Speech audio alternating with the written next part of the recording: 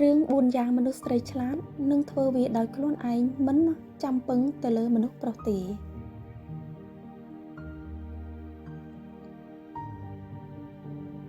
ទោះបីកើតមកក្នុងនាមជាមនុស្សស្រីក៏ដោយក៏មិនមែនមានន័យថាជាមនុស្សស្រីដែលទន់ជ្រាយនិងមិនអាចធ្វើអ្វីបានដោយខ្លួនឯងដូចជាមនុស្សប្រុសនោះទេព្រោះថាមនុស្សស្រីនាពេលបច្ចុប្បន្ននេះក៏អាចមានសមត្ថភាពនិងមានភាពក្លាហានក្នុងការធ្វើអ្វីមួយបានដោយខ្លួនឯងនិងអាចល្អជាងមនុស្សប្រុសទៀតផងលើសពីនេះទៅទៀតមនុស្សស្រីភាគច្រើនបច្ចុប្បន្ននេះតែងតែមានភាពឆ្លាតវៃនៅក្នុងការធ្វើនៅរឿងរ៉ាវមួយចំនួនដោយខ្លួនឯងមិនចាំបាច់រងចាំពឹងផ្អែកទៅលើមនុស្សប្រុសទៀតឡើយពួកគេតែងតែធ្វើវាភ្លាមដោយខ្លួនឯង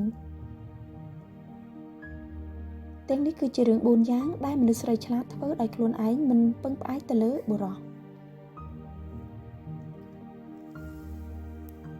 1. ស្រឡាញ់ខ្លួនឯង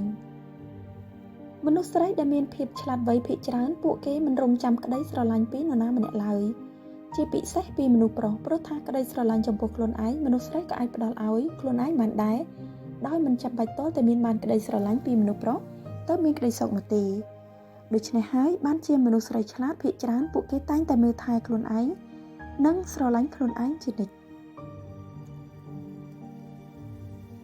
2. រកលុយការរកលុយរកប្រាក់ចំណូលសម្រាប់ចិញ្ចឹមជីវិតខ្លួនឯងគឺមិនមែនជារឿងដែលពិបាកទៀតទេសម្រាប់មនុស្សស្រីឆ្លាតនាពេលបច្ចុប្បន្ននេះព្រោះមនុស្សស្រីឆ្លាតគឺពួកគេតែងតែមានសមត្ថភាពក៏ដូចជាចំណេះជំនាញយ៉ាងច្បាស់លាស់នៅការរកប្រាក់ចំណូលបានដោយខ្លួនឯងដោយមិនចាំបាច់ពឹងផ្អែកទៅលើមនុស្សប្រុសឡើយជាងនេះទៅទៀតមនុស្សស្រីមួយចំនួនអាចរកប្រាក់ចំណូលបានច្រើនជាងមនុស្សប្រុសទៀតផង 3. ដើរផ្សារនិងធ្វើដំណើរកម្សាន្តមនុស្សស្រីដែលឆ្លាតភាគច្រើនឲ្យតែពួកគេចង់ធ្វើអ្វីឬចង់ទៅណាគឺពួកគេតែងតែធ្វើវានឹងទៅភ្លាមដោយមិនចាំបាច់រងចាំតតែមានមនុស្សប្រុសជូនទៅឡើយដូចជាការដើរផ្សារឬដំណើរកម្សាន្តក៏ដោយក៏មនុស្សស្រី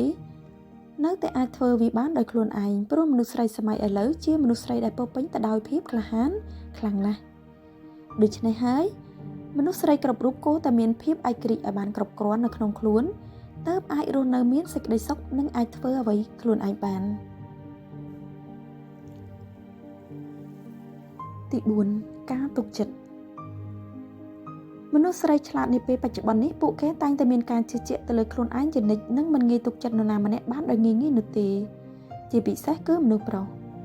ព្រោះពួកគេដឹងថាប្រសិនបើពួកគេទុកចិត្តមនុស្សប្រុសម្នាក់បានយ៉ាង